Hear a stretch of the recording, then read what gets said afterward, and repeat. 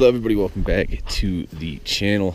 I already filmed this video, but for whatever reason the audio was really bad on my new iPhone. That's what I filmed the last video with, and it was just picking up all the wind even though there wasn't much wind. So I got the GoPro back out, so hopefully that's all better. Anyway, I got a request to go over the cost of everything on my Silverado so far, so that's what this video is about. I'm out of breath, I don't know why. Anyway, we're gonna go ahead and start out with the cost of the truck. So I traded the RAV4 for that, obviously, and then I paid, I think, $1,500 in difference because this was $1,500 more expensive, which just kind of goes to show the value of these trucks, I guess. A 2008, so it is 7 years older and had twice the miles as the RAV4, and it was $1,200 more. So we'll just go with that. $1,500 was the cost of the truck essentially. So next, obviously after the purchase, the first thing I did was buy these wheels. These are Pro Comp 7032s in an 18x9 zero offset in the matte black finish. And those tires were, those wheels were $850 installed, so they were relatively affordable. Yeah, $850 for the installation. Next was the tires.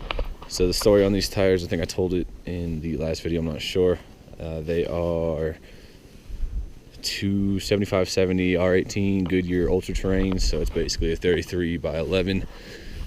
If you want to go Imperial, I picked those up for $900 from discount because they came off a truck and the guy didn't want them, so I got a steal on those. Usually I think it'd be around like a $1,300, so I saved, $400.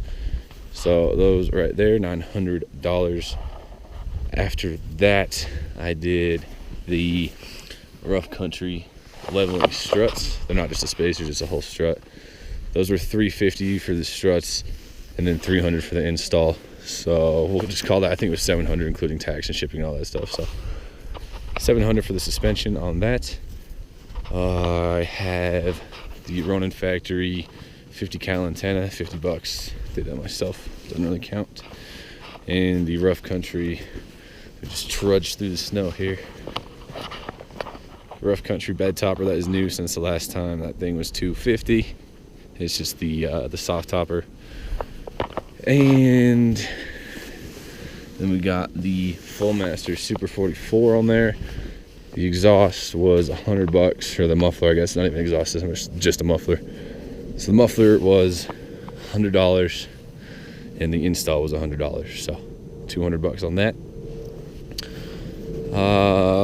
Probably gonna be adding this up on the video. That's just the modification cost. Right after I bought the truck, the passenger side speaker went out, so I got that fixed. That was $200.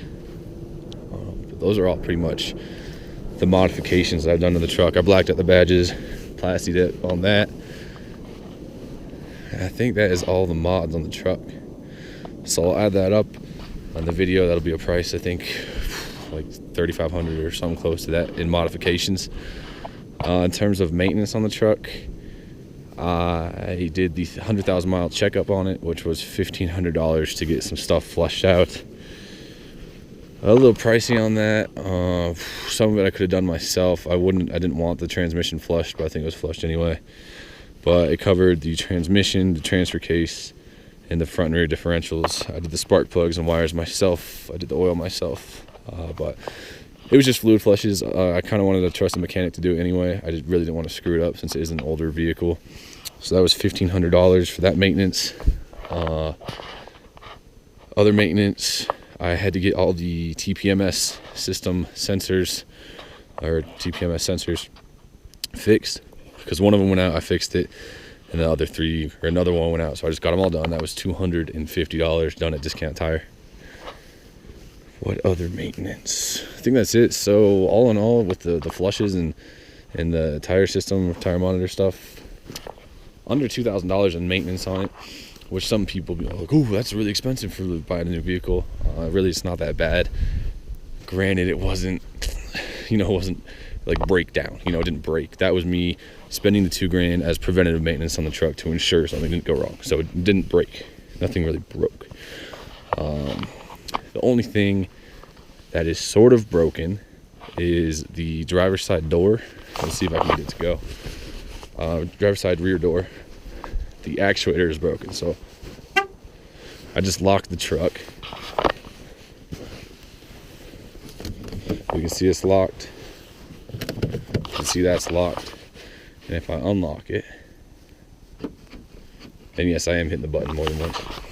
You can see that's unlocked.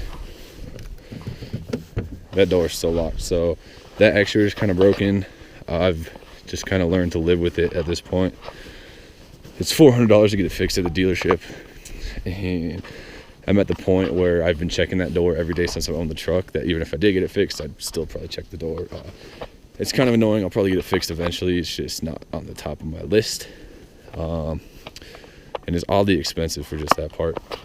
And then the major issue with the truck right now is the upper control arms and the lower ball joints on the front. So when I got that leveling kit installed, the guy that put it on, he said, yeah, your passenger side control arm bushing looks a little worn, but nothing serious. And then I took it to another shop down here where I live, and just to get an alignment, after that.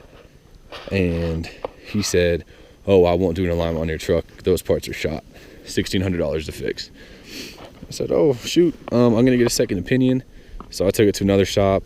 They wouldn't do an alignment on it at all. He said, I'm not going to touch it. So I took it to another guy. I said, hey, here's the deal. He took a look at it. He did an alignment on it. He said, hey, those parts are worn. It's obviously an older truck. He said he would get it done by the end of 2020. So it is now January 10th today. So he said just within a year. So it's not a pressing issue, but they are worn. And I did hit a speed bump going pretty fast the other day on accident, and I can feel the alignment has been thrown out already.